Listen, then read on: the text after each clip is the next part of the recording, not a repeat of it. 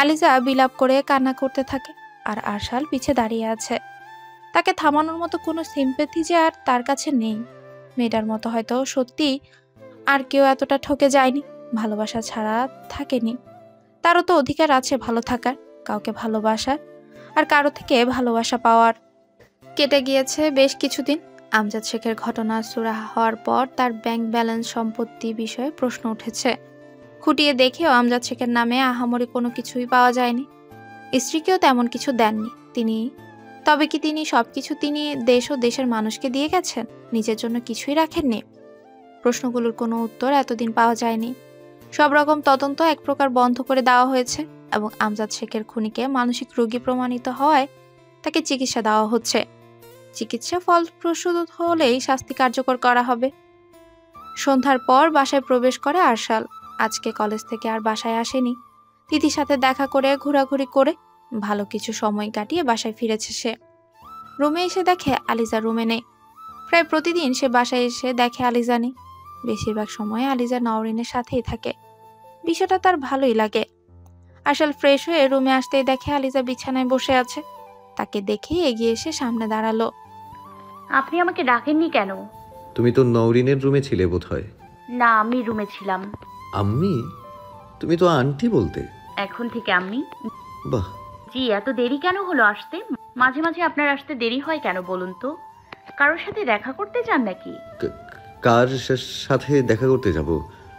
বন্ধুদের সাথে একটু আড্ডা দিয়ে বাসায় ফিরি। হ্যাঁ, সময় দেয়া বন্ধু পর্যন্তই যেন থাকে। মেয়েঘটি তো কোনো ব্যাপার থাকলে জানে মেরে ফেলবো বলে দিলাম। আমি একজনকে ভালোবাসি আলিজা। কি? হ্যাঁ। বুঝলাম না। বললাম আমি একজনকে ভালোবাসি। মজা করছেন তাই না? এটুকুতে আলিজার চোখ ছলছল করে ওঠে। আবারও মনে পড়ে যায় পুরো দুনিয়া তার সাথে খারাপ করেছে।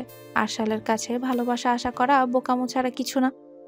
আরশাল যদিও বা সিদ্ধান্ত নিয়েছিল আলিজাকে সব বলে দিবে, কিন্তু সাহস করে বলে উঠতে পারেনি সে। পৃথিবীতে সেই খারাপ শ্রেণীর অন্তর্ভুক্ত সে, যে শ্রেণীর পুরুষ ঘরে স্ত্রী রেখে বাহিরে পরনারীতে আসক্ত থাকে। কিন্তু আরশাল এখানে দোটানায় আছে, না পারছে তিথিকে ছাড়তে আর না পারছে আলিজাকে সব পরিষ্কার করে বলতে। আমি ভুল আশা করে ফেলেছিলাম আপনার কাছে আরশাল। আমি ভেবেছিলাম আপনার বাবা জোর করে বিয়ে দিয়েছে জন্য আপনি নারাজ, কিন্তু এখানে তো অন্য বিষয়। আরে বাবা, আমি তো মজা করলাম। একটা সত্যি কথা বলবো, শুনবেন? কি? আমি আপনাকে ভালোবাসি। আরশাল কিছুক্ষণ চুপ থেকে কিছু না বলে বাহিরের দিকে যেতে লাগলে আলিজার সামনে গিয়ে দাঁড়ায়। কোথায় আছেন আপনি? বাইরে যাচ্ছি। বাইরে থেকেই আসলেন, এখন আবার বাইরে কেন? বাসায় থেকে কি করব? আমি আছি না, আমার সাথে আড্ডা দেবেন। বাইরে সবাই অপেক্ষা করছে। ভয় পান? কিসের ভয়? এই যে আমার সাথে সময় কাটালে যদি আমাকে ভালোবেসে ফেলেন। বাজে কথা। একদম সত্যি কথা। আপনি আমাকে 1 সপ্তাহ সময় দেন, শুধু আমার সাথেই কাটাবেন। তাহলে নিজেই বুঝতে পারবেন আপনি আমাকে ভালোবাসেন। চ্যালেঞ্জ নিচ্ছ মনে হচ্ছে। এখানে চ্যালেঞ্জ নেওয়ার কি আছে? হ্যাঁ, চ্যালেঞ্জেই ধরুন। আপনি তো ভয় পান। আরশাল কিছু না বলে বাইরে চলে যায়। আলিজা ওখানে ঠায় দাঁড়িয়ে থাকে। তবে কি আরশাল সত্যিই তাকে ভালোবাসবে না কখনো? সে কেন তাহলে আরশালের সবটা জেনেও মিথ্যে আশা নিয়ে এখানে পড়ে আছে? আলিজা বারান্দায় চলে যায়। খোলা আকাশের দিকে চেয়ে থাকে। এত বড় আকাশের নিচে মানুষের অভাব নেই, কিন্তু এত এত মানুষের মধ্যেও তার একটা ব্যক্তিগত মানুষের খুব অভাব। কেউ একজন তো তার জন্য থাকতে পারতো, তার জন্য যে কিনা তার সব কথা মন দিয়ে শুনবে, সাহারা দিবে, ভালোবাসবে, বিপদে পাশে থাকবে। কিছু কিছু মানুষ খুব সঙ্গীহীনতায় থাকে, তবুও তো তাদের পরিবার অন্যান্য কাছের মানুষ থাকে। কিন্তু আলিজার যে পূর্ণতার খাতা একদম শূন্য। সেদিন আরশাল গোসলে গেলে আলিজা রুমেই ছিল। রূপটা এলোমেলো থাকায় ঠিক করছিল। এমন সময় মেসেঞ্জারে মেসেজের শব্দ হতেই কৌতূহলবশত মেসেঞ্জারে যেতেই যেন পুরো পৃথিবী অন্ধকার হয়ে যায় তার। হাত দিয়ে মুখ চেপে কান্না থামিয়ে মেসেজ দেখতে থাকে। সে ভেবেছিল সময় লাগলেও সে আরশালের কাছাকাছি হতে পারবে, একজন মানুষ অন্তত তার হবে। কিন্তু তার ধারণা সম্পূর্ণ মিথ্যে প্রমাণিত হয়ে গেছে সেদিন। তবুও সেদিন থেকে চেষ্টা করে যাচ্ছে আরশালকে বুঝতে না দিয়ে সবকিছু ঠিক করার। সে চাইছে আরশাল যেন তাকে ভালোবাসে। আরশাল বাহিরে বন্ধুদের সাথে আড্ডা দিয়ে বাসায় ফিরে যাওয়ার আগে তিথির সাথে ফোনে কথা বলছিল। এমন সময় একটা ছেলে সামনে এসে দাঁড়ায়। তার সমবয়সী হবে, একদম তার সামনে দাঁড়িয়েছে সে। আশাল এবার ফোনটা হোল্ড করে জানতে চায় কিছু বলবে কিনা। ছেলেটা ইশারা করে ফোনটা রাখতে। আশাল তিথিকে ফোন রাখতে বলে কলটা কেটে দেয়। জি বলুন। আপনার সাথে কিছু কথা ছিল। হ্যাঁ বলুন। আমি শিহাব, তিথির প্রেমিক। মানে ঠিক বুঝলাম না। আপনি হয়তো তিথির সাথে কথা বলছিলেন। আপনাকে আমি কয়েকদিন ধরে ফলো করছি, কথা বলার সুযোগ খুঁজছি। কি বলতে এত কিছু করছেন আপনি? প্লিজ আপনার মাথা ঠান্ডা করুন আর আমার কথাগুলো শুনুন। আমি আপনার ফেসবুক আইডিতে রিকোয়েস্ট পাঠিয়েছি, মেসেজও দিয়েছি। আপনি দেখেননি, তাই সামনাসামনি দেখা করার প্রয়োজন অনুভব করলাম। তিথির সাথে আমার সম্পর্ক 4 বছর। কি বলছেন আপনি? হ্যাঁ, যা বলছি সত্যি বলছি।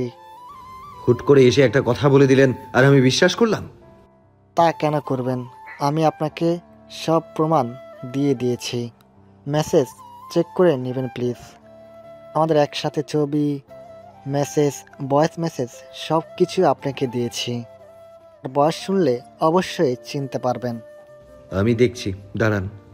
ভাই, ওগুলো পরে দেখে নেবেন, আগে আমার কথাগুলো শুনেন প্লিজ। হুম। তিথির সাথে আমার সম্পর্ক 4 বছরের। খুব ভালো দিন যাচ্ছিল। আমার তাকে মাঝে মাঝে সন্দেহ হতো, কিন্তু সে আমাকে বুঝিয়ে সব কিছু ঠিক করে নিত। ইদানিং কিছুদিন সে আমাকে একদম ইগনোর করছে। আগের মতো কল, মেসেজ, অফিসেও কথা বলে না, আমাকে এড়িয়ে চলে। সেদিন অফিসে তিথি বড় স্যারের কাছে গেলে ওর ফোন চেক করি। তিথি আর আমার পাশাপাশি ডেস্ক। আপনার সাথে কনভারসেশন দেখে আমার মরে যাওয়ার মতো অবস্থা। তো ভালোবাসার পরও মানুষ কিভাবে ঠকাতে পারে? তিথি যেমনই হোক, আমি ওকে ভীষণ ভালোবাসি। আমি ওকে হারাতে পারবো না ভাই। ওই মেয়েটা আমার জীবন। ওকে না পেলে আমার কি হবে আমি নিজেও জানি না। আর ভাই, আমি যতটুকু জেনেছি আপনি বিবাহিত। তাহলে শুধু শুধু কেন স্ত্রীকে ঠকাচ্ছেন? এটা করবেন না প্লিজ। তিথিকে প্লিজ ভিক্ষা দিন আমাকে। আমি ওকে ছাড়া বাঁচবো না। আমি আপনার পায়ে পড়ছি ভাই, প্লিজ আমার সাথে এই অন্যায়টা করবেন না। তিথি আপনার জন্য আমাকে ইগনোর করছে। আপনি চলে গেলে 4 জনের জন্যই ভালো হয়। আপনি আপনার স্ত্রীর সাথে ভালো থাকুন, আমার উপরে একটু দয়া করুন প্লিজ ভাই। আপনি যদি প্রমাণ করতে পারেন তিথির সাথে আপনার সম্পর্ক ছিল বা আছে, তাহলে আমি কথা দিলাম আমি সরে আসব। সব প্রমাণ আমি আপনাকে দিয়ে দিয়েছি, প্লিজ দেখে নিন। ওগুলো তো ফেকও হতে পারে। মেসেজ আইডি ফেক হতে পারে, কিন্তু ওর গলার টং তো চিনবেন। ভয়েসও তো এডিট হতে পারে। আচ্ছা ভাই, ওয়েট করুন, আমি আপনাকে এক্ষুনি প্রমাণ করে দিচ্ছি। শিহাব নিজের প্যান্টের পকেট থেকে ফোনটা বের করে, তিথির ফোন নম্বর বের করে আশালকে দেখায়। নম্বরটা দেখে নিন। এটাও আবার বিশ্বাস হতে কষ্ট হতে পারে। আমি আমার ভালোবাসার পরীক্ষা দিতে প্রস্তুত। জি, কলটা দিতে থাকুন। শিহাব এবার তিথির ফোনে কল দেয়। প্রথমবার কল রিসিভ করে না, দ্বিতীয়বার কল দিতেই কলটা রিসিভ করে নেয়। শিহাব এবার ফোনটা লাউড স্পিকারে দেয়। আশাল খুব মনোযোগ সহকারে ঘটনা পর্যবেক্ষণ করে। তিথি, হ্যাঁ বলো। তোমাকে বলছি এই সময় কল দিবে না, রুমে মা থাকে। একটা কথা জানার জন্য শুধু কল দিয়েছিলাম। কি কথা বলো? আমি তো তোমার জন্য একটা রিং কিনতে এসেছিলাম, কিন্তু তোমার পছন্দ হবে কি না তাই তো জানি না। আমাকে না জানিয়ে রিং কেন কিনতে যেতে হলো তোমায়? এসেছি, আমার পছন্দ মতোই নিলাম। তুমি না। আমিও কি? কিছু না, থাকো, রাখছি। ভালোবাসি বলবে কে? ভালোবাসি তো। আচ্ছা, এখন রাখছি। ঠিক আছে। ফোনটা রেখেই শিহাব আশালের দিকে তাকায়। আশাল কথা বলার শক্তি হারিয়ে ফেলেছে। এই তিথির জন্য সে কিনা করেছে। নিজের বিবাহিত স্ত্রীকেও সে স্ত্রীর অধিকার দেওয়া তো দূর, ডিভোর্স দেওয়ার কথা ভেবেছিল। না, আর না। সে কিভাবে এতদিন চোখে কাপড় বেঁধেছিল? নিজের কাজ আর চরিত্রের প্রতি থুতু ফেলতে ইচ্ছে করছে তার। আলিজা কি তখন ওই ব্যাপারের পর, এতদিন অবহেলা করার পর তাকে তার মনে জায়গা দিবে? কিন্তু দুষ্ট গরুর চেয়ে তো শূন্য গোয়াল ঢের ভালো। আলিজা গ্রহণ করলে করবে, না করলে না, একাকী থাকবে। তবুও যে নারীর জন্য এত কিছু করার পরও যার মনে অন্য কারো বসবাস, তার কাছে আর ফিরবে না। ভাই, হুম। শুনলেন তো? এবার প্লিজ আপনার কথাটা রাখুন। হ্যাঁ, কথা যেহেতু দিয়েছি, কথা আমি রাখবো। আপনি তো বলেছিলেন আমি প্রমাণ করতে পারলে আপনি নিজেকে সরিয়ে নেবেন। আপনি প্লিজ তিথিকে অবহেলা করা শুরু করুন। আমাদের যে কথা হয়েছে সে যেন এটা না জানে। জানবে না। দুজনের মধ্যে আরো কিছুক্ষণ কথাবার্তা চলে, আর এই আলাপে একজনের হৃদয় ভাঙে, সাথে আরেকজনেরটা সতেজতা লাভ করে। রাত 12টা বাজে। আলিজা আরশালের জন্য অপেক্ষা করতে করতেই ঘুমিয়ে গেছে। আরশাল বাসার সদর দরজায় দাঁড়িয়ে আলিজাকে কল দেয়। ফোনটা বেজে উঠতেই আলিজার ঘুম ভেঙে যায়। আরশাল। দরজার বাহিরে দাঁড়িয়ে আছি। সবাই কি ঘুমিয়েছে? হ্যাঁ, আমিও ঘুমিয়ে গিয়েছিলাম। কখন এসেছেন আপনি? ফোনে কথা বলবে নাকি দরজা খুলে দেবে? সরি, আমি আসছি। আলিজা তাড়াতাড়ি করে বিছানায় ছেড়ে দরজা খুলে দেয়। আরশাল ভেতরে চলে আসে। আলিজাও দরজা লক করে আরশালের সাথে রুমে আসে। খুব কষ্ট দিয়ে ফেলেছি, তাই না? কিভাবে? এই যে এত রাতে ঘুম থেকে উঠে দরজা খুলে দিতে হয়। সমস্যা নেই, আপনার কাজ থাকতেই পারে। আপনি ফ্রেশ হয়ে আসুন, আমি খাবার প্লেটে দিচ্ছি। আরশাল এতক্ষণ খেয়াল করেনি আলিজা কালো রঙের একটা সুতি শাড়ি পরেছে। ফর্সা শরীরে যেন কালো রংটা একটু বেশি ফুটে উঠেছে। প্রতিদিনের চেয়ে আজকে একটু বেশি সুন্দর লাগছে তাকে। হয়তো অন্যদিনও সুন্দর লেগেছে, কিন্তু আরশাল তো এই মেয়ের সৌন্দর্য খেয়াল করেনি। আজকে হঠাৎ চোখে লাগছে কেন? আজ হঠাৎ শাড়ি? রুম থেকে বাইরে যাওয়ার সময় আরশালের এমন কথায় আলিজা থেমে যায়। খারাপ লাগছে? অন্যদিন তো আমার দিকে নজরই দেন না। খারাপ লাগলে বলুন না প্লিজ, আমি চেঞ্জ করে আসছি। না না, পরে থাকো, সুন্দর লাগছে। আচ্ছা ঠিক আছে, আপনি ফ্রেশ হয়ে আসুন, আমি খাবার দিচ্ছি। আলিজা, জি বলুন। ভালোবাসো? হঠাৎ এমন প্রশ্ন কিছু হয়েছে আপনার? বলো না। প্রশ্ন করলে উত্তর দেবে, উল্টো প্রশ্ন করতে হয় না। হ্যাঁ। 7 দিন সময় চেয়েছিলে না? আলিজা মুখে কিছু না বলে অবাক চোখে আরশালের দিকে তাকিয়ে থাকে। তার আবার আজ কি হলো বাইরে থেকে এসে? এত রাতে বাইরে থেকে আসার সময় রাস্তায় কোনো ভূত ঘাড়ে চেপে বসেনি তো? কারণ এতদিনে আরশাল খারাপ ব্যবহার তো কখনো করেনি, কিন্তু এভাবেও তো কথা বলেনি। কি হলো? হ্যাঁ হ্যাঁ হ্যাঁ চেয়েছিলাম। সারা জীবন তোমাকে দিয়ে দেব, নেবে? আরশাল, আমার মনে হয় আপনি কোনো বিষয় নিয়ে চিন্তিত আছেন। ফ্রেশ হয়ে খাওয়া দাওয়া করে ঘুমান, সকালে সব ঠিক হয়ে যাবে। কথাগুলো বলে আলিজা বাহিরে যেতে লাগলে আরশাল আলিজার হাত ধরে টান দেয়। আলিজা টাল সামলাতে না পেরে আরশালের বুকে এসে পড়ে। পরক্ষণের সাথে সাথে নিজেকে ঠিক করে নেয়। আমি একটা প্রশ্ন করেছি, বুঝতে পারো না তুমি? যাও, তুমি তোমার খাবার খেয়ে ঘুমাও, বলেই আরশাল ওয়াশরুমের দিকে চলে যায়। শুনুন, রাগ করছেন কেন? আপনি তো কখনো আমার সাথে এভাবে কথা বলেননি, তাই আমার কেমন অস্বস্তি লাগছিল। মনে হচ্ছিল আপনার কিছু হয়েছে বা আপনি অসুস্থ। প্লিজ রাগ করবেন না আমার ওপর। আরশাল কোনো কথা না বলে জোরে ওয়াশরুমের দরজা বন্ধ করে দেয়।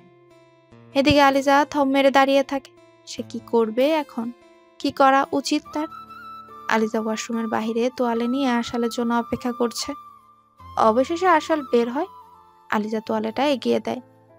সেটা নিয়ে বিছানার দিকে চলে যায় আরশাল। আমি কি খাবার? আবার খাবার শুরু করেছো? খাবো না আমি। আচ্ছা ঠিক আছে, ভেবেছিলাম একসাথে খাবো, কিন্তু আপনি তো খাবেন না। আলিজা কথাটা বলে বিছানার একপাশে গিয়ে শুয়ে পড়ে। সে চোখ বন্ধ করেই শুয়ে আছে। খাবে, চলো। কথাটা শুনে চোখ খুলে ফেলে আলিজা। আমি আর খাবো না, খেতে ইচ্ছে করছে না। আমি উঠতে বলেছি আলিজা। সব সময় আপনার কথা কেন শুনবো আমি? আমার কি নিজের শখ আহ্লাদ নাই কিছু? ঘুমান আপনিও। কি হলো, দাঁড়িয়ে আছেন কেন? নিজের জায়গায় গিয়ে ঘুমান। উঠবে না? না। উঠবে না তো? উঠছি। আলিজা বিছানা ছেড়ে উঠে আরশালের সাথে কোনো কথা না বলে বাইরে যেতে লাগলে আরশাল তাকে দাঁড়িয়ে যেতে বলে। আলিজাও বাধ্য মেয়ের মতো দাঁড়ায়। বলুন। আমার মতো খারাপ চরিত্রের পুরুষ হয়তো তুমি এই পৃথিবীতে আর পাবে না। তোমার সাথে অনেক অন্যায় করে ফেলেছি। তুমি কথায় কথায় বলতে না যে পুরো দুনিয়া তোমায় ঠকিয়েছে। হ্যাঁ, ওই পুরো দুনিয়ার মধ্যে আমিও ছিলাম। আমি ছিলাম একরকম, আর তুমি দেখেছো একরকম। আমি মিথ্যে মানব। তবুও কিছু সত্য কথা শুনবে? না, কিছু বলতে হবে না। তোমার জানা প্রয়োজন। আমি বিয়ের সময় থেকেই তোমাকে বলতে চাচ্ছি, কিন্তু আমি কষ্ট পাবো জন্য বলেননি, এখনো বলবেন না প্লিজ। আপনি এখন বললে আমি এখনো কষ্ট পাবো। আমি আপনার অতীত জানতে চাই না। আলিজা, আমি কিচ্ছু জানতে চাই না আরশাল। হয়তো তোমাকে ঠকানোর জন্যই আজ আমি নিজেও ঠকেই গেছি। আমি চাই না আর কখনো বাহিরমুখী হতে। আমি আমার করা ভুলগুলো শুধরে নিতে চাই। একটা কি সুযোগ দেবে আমায়? এই যে কাছে টেনে নিতে চাইছেন, আপনার সব ঠিকঠাক হয়ে গেলে আবার আমাকে কাছের টুকরোর মতো ভেঙে ফেলে রেখে যাবেন না তো? বিশ্বাস রাখতে পারো? সত্যি বিশ্বাস করতে পারি আপনাকে? হ্যাঁ, সম্পূর্ণভাবে। জানেন তো, আপনি ছাড়া এই পৃথিবীতে আমার কেউ নেই। আপনি যদি আমাকে আবার দূরে সরিয়ে দেন, তাহলে আমার আর বেঁচে থাকা হবে না। কথাটা শেষ করতে দেয় না আরশাল, মুখ চেপে ধরে আলিজাকে থামিয়ে দেয়। দুজন দুজনের চোখের দিকে তাকিয়ে আছে। আজকে আলিজার চোখ দুটো যে মাদকের মতো নেশা নেশা লাগছে। কয়েক সেকেন্ড এই চোখে তাকিয়ে থাকলে নিশ্চিত এই চোখে ডুবে যাবে সে। আলিজা অদ্ভুত শব্দ করতে থাকে মুখ দিয়ে। অতপর আরশাল খেয়াল করলো সে তো আলিজার মুখ চেপে ধরেছে। সাথে মুখ থেকে হাত সরিয়ে নেয়। উফ, এভাবে কেউ মুখ চেপে ধরে? আর একটু হলে দম বন্ধ হয়ে এই যে আবার আজে বাজে কথা, এসবের জন্যই তো মুখ চেপে ধরেছিলাম। এখন এখানেই দাঁড়িয়ে থাকবেন নাকি খেতে যাবেন? রাত তো শেষ হতে চললো। চলো। শুক্রবার, সাপ্তাহিক ছুটির দিন মানেই সবার দুপুর পর্যন্ত ঘুমানো। সবার না, শুধু মিশ্রান নেওয়াজ আর আরশালের। কিন্তু অনেক রাত করে ঘুমানোর কারণে আলিজাও আজ ঘুম থেকে উঠতে পারেনি। তাছাড়া প্রতিদিন সে ভোরবেলা উঠে নামাজ শেষ করেই রান্নাঘরে চলে যায়, কেননা নওরিনের প্রাইভেট থাকে, আরশালের পড়াতে যেতে হয়। সকালে ঘুম থেকে উঠেই দেখে রুম থেকে বাহিরে আলো আসছে। তাড়াহুড়ো করে উঠে পড়ে আলিজা। ফ্রেশ হয়ে নামাজটা আদায় করে রুমের বাহিরে চলে যায়। বের হয়ে দেখে নওরিন সোফায় বসে আছে। রান্নাঘরে যেতে যেতেই নওরিনকে উদ্দেশ্য করে বলে, তুমি এখানে বসে আছো কেন? গতকাল কি বলেছিলে তুমি? কি বলেছিলাম বলো তো, মনে নেই তো। তা মনে থাকবে কেন? আমি কি কেউ হই নাকি? আরে সোনা বাচ্চা, রাগ না করে বলো তো। আজকে আমাদের হাঁটতে বের হবার কথা ছিল। আজকে শুক্রবার। জি। একটু খেয়াল নেই দেখেছো? ডাকোনি কেন? ডেকেছিলাম। শুনতে পাইনি তো। ভাইয়া উঠে এসে ডাকতে নিষেধ করলো। তোমার ভাইয়া নিষেধ করেছে? কত বড় সাহস! আজ তার শাস্তি আছে। আজকে জ্যাম পাউরুটি খাওয়াই সবাইকে, কি বলো? রাতের খাবার আম্মি গরম করে খেয়ে নেবে। দারুণ আইডিয়া। চলো এবার আমরা বের হই। কাউকে বলবো না? সবাই তো ঘুম। আচ্ছা চলো। দুজনেই কাউকে না জানিয়ে বাসা থেকে বের হয়।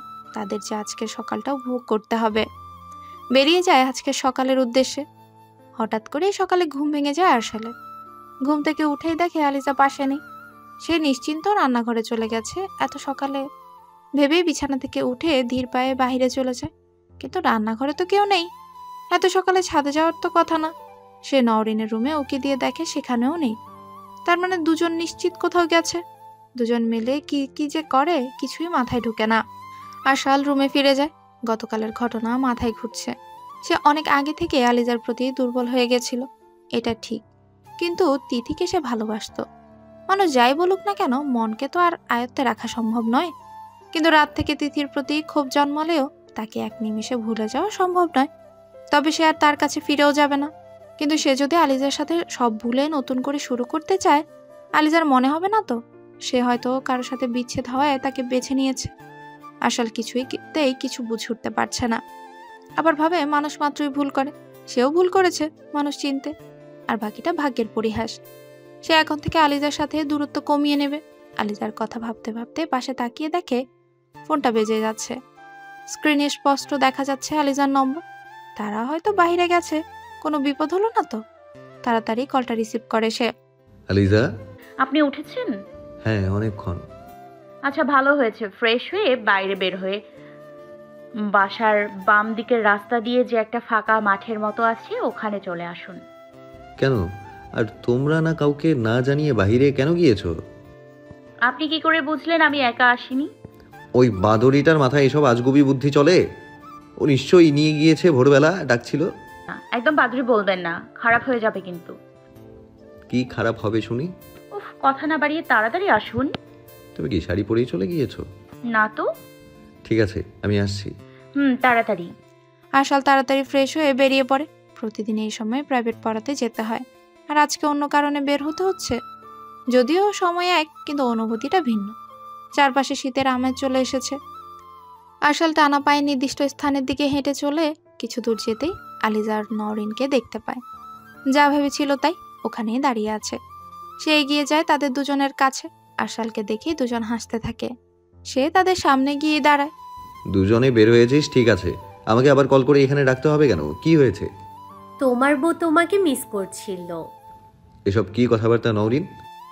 যা সত্যি তাই তো বললাম, দেখেছো বৌমনি, আর তুমি কিছু বলছো না কেন? আপনি এসে এভাবে ঝগড়া করছেন কেন? ঝগড়া কোথায় করলাম? তো এগুলো কি করছেন? কথা বলছি। এটা কোন ধরনের কথা বলার ধরন? তুমি এবার ওর হয়ে আমার সাথে ঝগড়া করছো? এই নওরিন, আমি ঝগড়া করছি? না বৌমনি, একদম না। ভাইয়া আসার পর থেকে আমাদের সাথে ঝগড়া করে যাচ্ছে। এই তোরা দুজন একসাথে আমার সাথে ঝগড়া করলে আমি কিভাবে পারবো তোদের সাথে? কি আমরা দুজন ঝগড়া করছি? এই তোরা এভাবে এরকম করার জন্য আমাকে এখানে রেখেছিস? আমি কিন্তু চলে যাব। এই না। কেন ডাকা হয়েছে আমাকে? আমরা টাকা নিয়ে আসিনি। টাকা কেন লাগবে? ওখানে একটা দোকান দেখছি, খুব কম দামে সুন্দর সুন্দর শাড়ি বিক্রি করছে, একটা কিনে দাও ভাইয়া। এই শাড়ি এখানে এত সকালে কি করছে? আজকে নাকি এখানে মেলা, সকাল সকাল ওই দোকানটা চলে এসেছে। একটা শাড়িতেই হবে তো? ওখানে যাই আগে। মানে পরিমাণ বাড়তে পারে? হ্যাঁ, আবার নাও বাড়তে পারে। আচ্ছা চল। নওরিন 3টে শাড়ি পছন্দ করলে আশাল তাকে 3টে শাড়ি কিনে দেয়, কিন্তু সে একবারও আলিজাকে নিজের কোনো শাড়ি পছন্দ হয়েছে কিনা জানতে চায়নি। নওরিন যখন দেখলো চলে যাওয়ার সময় হয়ে এসেছে, কিন্তু আশাল এখনো আলিজাকে জিজ্ঞেস করেনি যে আলিজার কোনোটা পছন্দ হলো কিনা। সে এবার আলিজার দিকে তাকিয়ে দেখে বেচারি মন খারাপ করে রয়েছে। বৌমনি, তুমি পছন্দ করছো না কেন? দেখো তোমার কোনটা ভালো লাগে। তুমিও শাড়ি নেবে? না, আমি শাড়ি নিব না, আমার আছে তো। কি বলছো? আমি নিচ্ছি আর তুমি নিবে না? তুই নিলেই কেন তার নিতে হবে? আশালের কথা শুনে আলিজা অবাক চোখে তার দিকে তাকিয়ে থাকে। আশালি তাকে শাড়ি নেওয়ার জন্য জোর করবে, তা না করে সে নিজে এসব বলছে। আলিজার মন খারাপ হয়ে যায় আশালের ব্যবহারে। সে আর ওখানে দাঁড়াতে চায় না। 3জন বাসার দিকে রওনা দেয়। আশালের উপর তার ভীষণ রাগ হয়। আলিজার মুখের অবস্থা দেখে নওরিনেরও মন খারাপ হয়ে যায়। দুপুরে গোসল দিয়ে এসে আয়নার সামনে দাঁড়িয়ে চুল ঠিক করছিল আলিজা। আশাল বিছানায় শুয়ে ফোন ঘাঁটছিল। এমন সময় তিথির কল আসে। তিথির কল দেখেই যেন আশালের রাগ হয়। এই মেয়েকে সে কতই না ভালোবেসেছিল। কালকের ঘটনার পর আর এক ফোঁটাও ভালোবাসা অবশিষ্ট নেই, সেটাও নয়, তবে আগের মতো সম্মানও আর নেই। যে মেয়ে এমন একটা নোংরা খেলা খেলতে পারে সে অন্তত ভালোবাসা পাওয়ার যোগ্য না। তার প্রতি ভালোবাসা আছে, সাথে ঘৃণাও। ভালোবাসা এখনো আছে, আর সেটা ধীরে ধীরে শেষও হয়ে যাবে। আশাল তাড়াতাড়ি কলটা কেটে মেসেঞ্জারে চলে যায়। তুমি জানো আমি এই দিনটা বাড়িতে থাকি। এই একটা দিন অন্তত পরিবারের সাথে থাকতে দাও। পরিবার মানে তুমি ওই মেয়েটার সাথে আসো, তাই না? আমাকে ঠকাচ্ছ তুমি আরশাল। ফোন দিয়েছো এই আজে বাজে কথাগুলো বলার জন্য? ও, আমার কথা এখন আজে বাজে? তাছাড়া কি, এগুলো কি ধরনের কথা? বউ নিয়ে ব্যস্ত আছো, তার সাথে ফষ্টি নষ্টি করছো, তাই না? বউ থাকলেই সবাই এসব করে না, সব সময় মাইন্ড ঠিক করো। আর তোমার যদি এটা মনে হয় তাহলে তাই করছি। আমার কথা আজে বাজে লাগে তোমার কাছে এখন? আমার মাইন্ডও খারাপ। তোমার মাইন্ড খারাপ না? কি কি করছি বউয়ের সাথে শুনবে বলি? আরশাল, এবার কিন্তু বেশি বেশি করে ফেলছো। আমি ভালো মনে তোমার সাথে কথা বলার জন্য কল দিয়েছিলাম। আমার তো মনে হচ্ছে বউ তোমাকে বশ করে ফেলেছে। ওই শয়তান মেয়েটাকে আমি ছাড়বো না। ওর জন্য তুমি আজ আমার সাথে এমন ব্যবহার করতে পারছো। তিথি, একদম ওকে নিয়ে বাজে কথা বলবে না। তোমার এই আচরণে তো মনে হচ্ছে আমি তোমাকে ঠকাচ্ছি না, আমি ঠকাচ্ছি ওই মেয়েটাকে, যে কিনা আমার ঘরে থেকে সবসময় আমার সেবা করে যাচ্ছে, বাসার সবার মন রেখে চলছে। কোন কাজ করলে আমি তার সাথে ভালো ব্যবহার করব সেটা করছে। দোষ আমার, আমি মানুষ চিনতে ভুল করেছি। আরশাল, কথা বাড়িও না আর, নইলে দেখা যাবে এমন অনেক কথাই বলে ফেলবো যা তোমার ভালো লাগবে না। আমি জাস্ট অবাক হয়ে যাচ্ছি তোমার ব্যবহারে। আর অবাক করতে চাইছি না তোমাকে। তুমি আদৌ আমাকে ভালোবাসো তো? এমন কোনো প্রশ্ন করো না যেটার উত্তর শুনলে তুমি কষ্ট পাও। মানে আজকে কল দেওয়ার কারণ কি? এখন বলবে তুমি আমাকে ভালোবাসো না আরশাল? সেটাও বলতে পারছি না। তোমার মেসেজগুলো আমাকে কষ্ট দিচ্ছে আরশাল। কষ্ট পেও না, পরে কথা হবে। প্লিজ দেখা করতে পারবে? খুব মিস করছি তোমায়। না, আজ দেখা করতে পারবো না। আরশাল মেসেঞ্জার থেকে বেরিয়ে আসে। ততক্ষণে খেয়াল করে আলিজা রুমে নেই। সে আবার এখন কোথায় গেল? আরশাল বাইরে বেরিয়ে দেখে আলিজা আর তার বাবা ড্রয়িং রুমে বসে কথা বলছে। ওখানেই কি যাওয়া ঠিক হবে সেটাই ভাবছে সে। কিছু একটা ভেবে সামনের দিকে না গিয়ে আবারও রুমে যায়। আমি আপনাকে ডাকছে। কথাটা শুনে মাথা উঁচু করে তাকায় আরশাল। এতক্ষণ সে বসে বসে তিথি আর তার আরেকটা প্রেমিকের মেসেজ ভয়েস ছবি দেখছিল। আলিজা রুমে আসতেই ফোনটা রেখে দেয়। আম্মি কেন আমাকে ডাকবে এখন? জানি না, কোনো দরকার হয়তো। তুমি কি এতক্ষণ ওখানেই ছিলে? হ্যাঁ, আমি ওখানেই ছিলাম। এখানে থেকে কি করব? আপনি তো ফোন ঘাঁটছিলেন। একটু কাজ ছিল ফোনে, তাই ফোন ঘাঁটছিলাম। আপনার সব সময় কাজ থাকে। আজকে ছুটির দিন, তবু আপনি আপনার ফ্যামিলিকে সময়ই দেন না। আপনি জানেন আপনার ফ্যামিলি আপনাকে কতটা মিস করে? সপ্তাহে 6 দিন তো কলেজে সময় দেন, একটা দিন তো অন্তত বাবা মা বোনকে দেবেন। আর বউয়ের লাগবে না? আমি যে আপনার বউ এটা মানেন জেনে ভালো লাগলো। প্লিজ আলিজা, এভাবে বলো না। মাঝে মাঝে অনেক কথা বলে ফেলতে ইচ্ছে করে আরশাল। আপনার ব্যবহার, আপনার সম্পর্কে যতটা জানি তা মনে হলে খারাপ লাগে। আমিও কষ্ট পাই। আমি যে মানুষ এটা আপনি ভুলেই গিয়েছেন। তোমাকে আসলে সরি বললেও কম হয়ে যাবে। আমার করা ভুলের জন্য আমি তোমার কাছে ক্ষমা চেয়ে ক্ষমা নাও পেতে পারি। তবে একটা জিনিস বুঝে গিয়েছি, আমি মানুষ চিনতে পারি না। নইলে 3 বছর সময় যার পেছনে ব্যয় করলাম সে কিভাবে। প্লিজ আরশাল, এসব বলা বন্ধ করুন। আপনি হয়তো জানেন না আমি আপনার ব্যাপারে সব জানি, আর তাই এই কথাগুলো দ্বিতীয়বার আমার শুনতে ইচ্ছে করছে না। কিছু কিছু কথা হয়তো একবার দুইবার কেন বারবার শোনা যায়, কিন্তু এমন কিছু কথা আছে শোনার শক্তি আর থাকে না। আপনার এই কথাটা আমার আর শুনতে ইচ্ছে করে না, যেহেতু আমি আপনার ব্যাপারে জেনে গিয়েছি। আমিও বুঝেছি তুমি হয়তো কোনো না কোনোভাবে আমার বিষয় জেনে গিয়েছো। হ্যাঁ, জেনে গিয়েছি আপনার ব্যাপারে। আপনার ভালোবাসার কথা আর একটাবার উচ্চারণ করবেন না আমার সামনে। আমার ভালো লাগে না শুনতে। কি বলুন তো, পৃথিবী আমাকে এত ঠকিয়েছে, এখনো ঠকে যাচ্ছে, এটা শুনতে ভীষণ খারাপ লাগে। আপনি বলেছিলেন আপনার বাবা জোর করে বিয়ে দেয়ায় আপনি শুধু এই বিয়েতে রাজি না। আপনি যদি আপনার এই প্রেমের কথা আমাকে বিয়ের আগে একটাবার জানাতেন কোনো না কোনোভাবে, তাহলে দেখতেন এই বিয়েটা কোনোভাবেই হতো না। তবে বিয়ের পর তো আর আমাদের কম সময় কেটে গেল না, বেশ কিছুদিন সময় কেটে গিয়েছে। আর এই বেশ কিছুদিন আমরা দুজন একদিনও আলাদা কোথাও থাকিনি। হয়তো খুব অল্প সময় আপনি আমার সাথে থেকেছেন, তো হয়তো আমি আপনার স্পর্শ এখনো পাইনি।